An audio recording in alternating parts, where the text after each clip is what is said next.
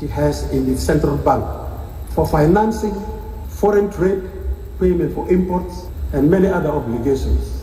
Because of what has happened to the oil sector, this is the position. Uganda has reserves that can enable it survive for 4 months. Kenya has foreign reserves for 4.9 months. Rwanda has the reserves in its central bank 4.9 months. The same thing, 4.9 months for Tanzania. Burundi has the reserves of 1 month. Somali has the reserves of half a month. DRC has the reserves of 3 months. South Sudan has the reserves of half a month, not even one month. In absolute terms, South Sudan's reserve are $74 million, equivalent to half a month. Live from Juba, on air and online. This is iRadio News.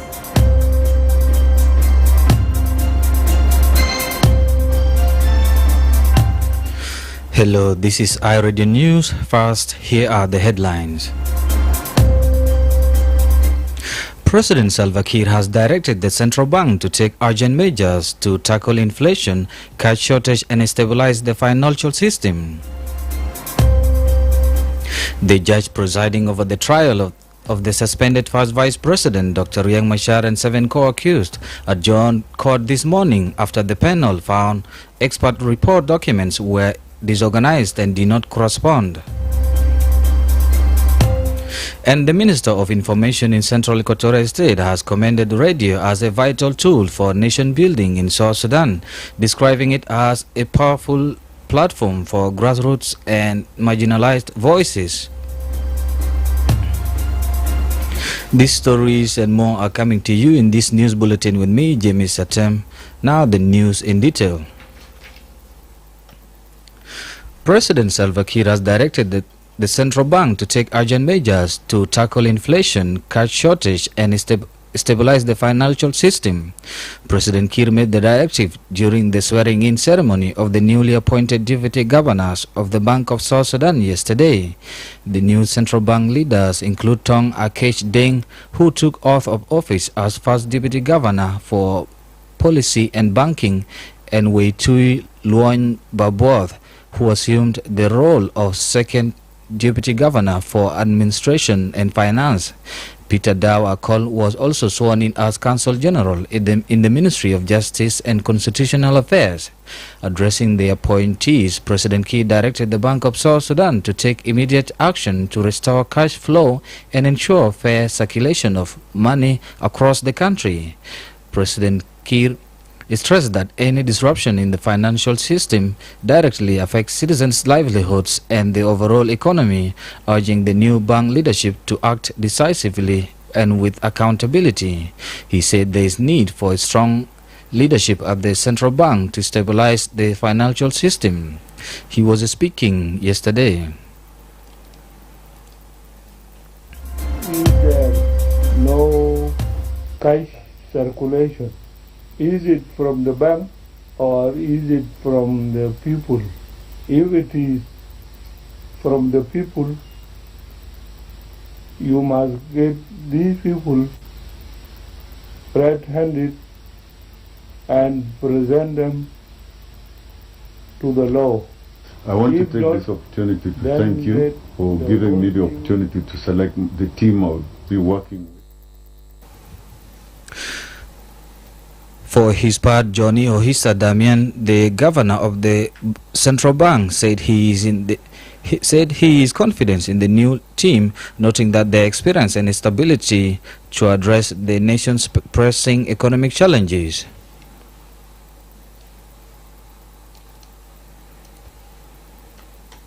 Thank you for giving me the opportunity to select the team I'll be working with. We're in the Committee of Roads and Bridges. Today we received the Minister to cross-check about the budget. We have few observations regarding the budget. Thank you for giving me the opportunity to select the team I'll be working with to tackle these economic challenges that our country is facing too. Both of them are not new to the bank, to the central bank. You're listening to iRadio News. Apologies for the mix-up with the clips. And to continue, the judge presiding over the trial of the suspended first Vice President, Dr. Riek Machar, and 7 co-accused adjourned court this morning after the panel found expert report documents were disorganized and did not correspond. The court was set for the 51st session this morning for the defense to cross-examine a South African forensic and digital expert investigator who had been presenting digital evidence from devices linked to some of the accused. At the opening of the session, one of the judges, Stephen Simon, said the session was intended for the defense to cross-examine the expert investigator following confusion over documents and digital reports submitted by the expert. However, the presiding judge, James Alala, said the panel had reviewed the expert's report but was surprised to find that the documents were disorganized and did not correspond. He then invited both the defense and prosecution teams to approach the bench and asked members of the public to either leave the courtroom or wait outside. This came after the defense had raised concerns over the mixing of original and altered documents in previous sessions. The defense team argued that there were discrepancies between the original reports and copies provided to some of the accused. As a result, the trial was adjourned until Monday. You're listening to iRadio News. The Minister of Information in Central Equatorial State has commended radio as a vital tool of nation building in South Sudan, describing it as a powerful platform for grassroots and marginalized voices. Minister Nyarsuk Patrick James made the remarks while speaking on iRadio Dawn Show this morning as the country commemorates World Radio Day. Minister Nyarsuk said radio stations helped unify the voices of South Sudanese during the liberation struggle and during the referendum period. He said that over the past 15 years, radio has remained one of the most accessible and unifying platforms in South Sudan. He emphasized that it has enabled communities at the grassroots level to communicate their concerns and demands to authorities, ensuring their voices are heard and considered. Let us use radio station as one of the platforms that will unite the Committee of Roads and Bridges. Today we received Let us use radio station as one of the platforms that will unite us, that will unite the people of South Sudan, that will reconcile the people of South Sudan, and that will bring peace to the people of South Sudan, and that will advocate for the services that have not been given to our people at the level of the grassroots. Let our people continue bringing their voices. Let us use this as a platform to air and reconcile and talk about our differences. The minister also acknowledged the contributions of listeners whose constructive engagement has helped shape the country's growth and development. He further recognized the commitment and professionalism demonstrated by radio station management and staff across the state. The Minister of Energy and Dams, Agok Makur, has announced that the Nisitu solar power plant is expected to begin supplying electricity to Juba within the next 4 months. Minister Makur made the announcement during a visit to the solar facility in Nisitu yesterday. The visit on Thursday aimed to assess the current status of the plant and its readiness to generate electricity for the capital. According to the minister, the plant has an installed capacity of 37 megawatts with 20 megawatts currently available for power generation. He noted that additional technical work is still required to enable the plant to operate at full capacity. في خلال ال4 أشهر اللي هم وعدونا إنه يخش المحطة أو الطاقة الشمسية حيز التنفيذ لازم يكون أساس ولازم يكون واضح حتى إنه المواطن الجنوبي يستمتع بهذه الطاقة ويستمتع بأيضا لأنه الدور اللي هيلعبه الطاقة الشمسية بتاع محطة نيسيتو هيلعب دور أيضا حتى في تخفيض السعر بتاع الكهرباء لأنه وجود الطاقة الشمسية هو لم يكن زي وجود الطاقة بتاع الهيدرو باور لأن الهيدرو باور مكلف ولكن الطاقة الشمسية تكاليفه أقل وبالتالي تشجيعنا لشركة سويدي سويا مع شركة ترينتي إنهم لازم يساهموا بأسرع وقت ويدخل الطاقة الشمسية حيز التنفيذ. Minister Makuri stressed that the project is part of the government's shift toward green and renewable energy in line with global trends. He stated that solar energy is more affordable compared to hydropower, which he described as costly to produce. أنا سعيد إنه أنا زرت المنطقة بتاعت الكنترول، توقفت للبطاطير، تأكدت إنه البطاطير بيشتغلوا 24 ساعة، وأيضا عرفت إنه الطاقة الموجودة هنا عبارة عن 37,744 اللي هو بيسموه الخلايا، في 37,744 خلية موجود هنا في محطة دسيتو. حقيقة الوضع في المحطة مبشر، وأنا داير أبشر المواطن الجنوبي إنه قريبا حتجدوا أريحية في دخول هذه الطاقة. أيضا هذه الطاقة الشمسية الموجودة في نسيتو، هذه الطاقة الشمسية الموجودة في نسيتو حيسع لما بين 50 إلى 60 ألف منزل ممكن نغطيه هذه المحطة، وده برضو بيساعدنا كثيرا، حيخفف علينا وحيلعب في الدور اللي أنا ذكرته. The Nisitu solar power plant comprises 37,744 solar panels and is expected to supply electricity to between 50,000 and 60,000 households once fully operational. The minister said this will significantly reduce electricity costs and improve access to reliable power. Nisitu solar power project has actually been completed since 2022. You're listening to iRadio News. The Minister of Roads and Bridges says road infrastructure plans could face further delays, saying the budget allocated to his ministry remains too low to support the revival of key national road projects. Minister Lamboth made the remarks while appearing before a parliamentary committee on roads where discussions focused on proposed budget for 2025-2026 financial year. He said the engagement allowed both sides to review budget items and exchange views on priority needs for the sector.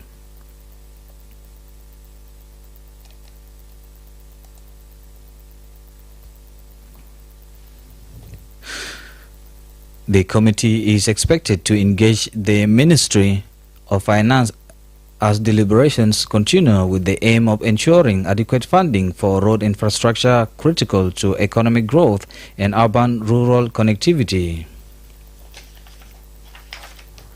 You're listening to iRadio News, and lastly, before regional and international news, the Minister of Information, Atem, has joined fellow African ministers in discussions on democracy and the restoration of public trust across the continent on the sidelines of the ongoing African Union Summit. According to a statement from the Ministry of Information, Communication, Technology and Postal Services, the meeting brought together over 10 ministers from around Africa, including Foreign Affairs, ICT, development and governance experts. The event, which is being co-hosted by the Federal Republic of Nigeria and the United Nations Development Programs Bureau for Africa, discussed democracy, governance and development challenges facing the continent. The discussions came as the African Union Summit opened in Addis Ababa, Ethiopia, bringing together leaders from across the continent to discuss matters facing Africa. The event, which began on Wednesday, 11th February, will run to Sunday, 15th February 2026. You're listening to iRadio News, and now to regional and international news. Here is Helen Samuel. Good afternoon, and looking at some of the stories making headlines in the region and across the borders. Morocco plans to spend some $330 million on regions hit hardest by weeks of flooding across the country's north that have battered its key agricultural zones, the government said on Thursday. King Mohammed VI instructed the government to launch a broad support program for affected families and communities, according to a government statement. The funds will go towards repairing damaged road and agriculture infrastructure, relocating displaced households, compensating for lost income, and refurbishing flooded homes and businesses. Elsewhere, the African Union Peace and Security Organ on Thursday condemned Israel's recognition of Somaliland, calling it an affront to Somalia's sovereignty. In a communique on Thursday, the Peace and Security Council said it strongly rejected the unilateral recognition of the so-called Republic of Somaliland by Israel and called for the immediate revocation. The statement follows Israel's announcement on December 26th of last year that it had officially recognized Somaliland as an independent and sovereign state, becoming the sole country to do so. The move was condemned by the African Union and nearly all Arab countries. And finally, U.S. President Donald Trump has reversed a key Obama-era scientific ruling that underpins all federal actions on curbing planet-warming gases. The so-called 2009 endangerment finding concluded that a range of greenhouse gases were a threat to public health. It has become the legal bedrock of federal efforts to rein in emissions, specifically in vehicles. The White House called the reversal the largest deregulation in American history, saying it would make cars cheaper, bringing down costs for automakers by $2,400 per vehicle. Those are some of the stories making headlines in the international arena. Back to you. Thank you, Helen Samuel. And now let's go and listen to Sport News, brought to you by Darlington Moses, live in the studio.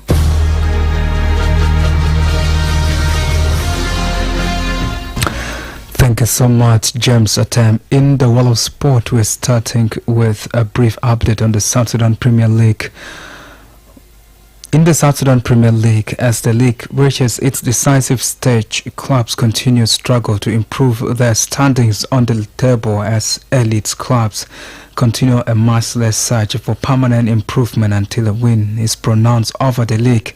In a thrilling encounter yesterday, Jammus SC has humiliated Bentiu City 8-0 in a dramatic match at Juba International Stadium, with Maestro Kani Jacobi crowned as the man of the match. Now in the EPL, English Premier League, Arsenal held to a 1-1 draw at Brentford, reducing the Premier League lead over Man City to 4 points with 12 games to play. Gunners have missed chances to maximize the advantage up against Brentford, Man United, Nottingham Forest and Liverpool in recent weeks following Man City matches. Since the return of the year in the league, Arsenal have struggled to respond to a Man City result in the title race. This was the fourth time that Mikel Arteta's sides have played after City in the game week and dropped points. Robbie Keane would be interested in taking over as Tottenham Hotspur's head coach, but not interested in on temporary basis. His Spurs are continuing to discuss next steps internally after sacking Thomas Frank on Wednesday, with the players given a few days off. They next play Arsenal in North London derby on Sunday, February 22nd. Their search for a replacement has been complicated by the team being in a potential relegation battle. Spurs sit 5 points above the bottom 3 in 16th.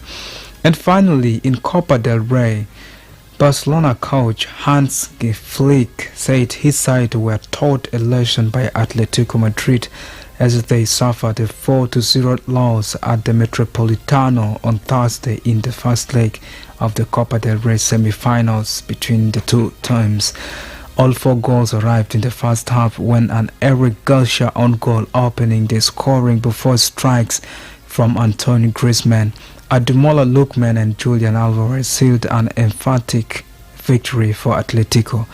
Thanks, this is all in the world of sport, and back to you, James Atem. Thank you, Darlington Moses, for the sport news. And now to end this bulletin, here are the headlines once again.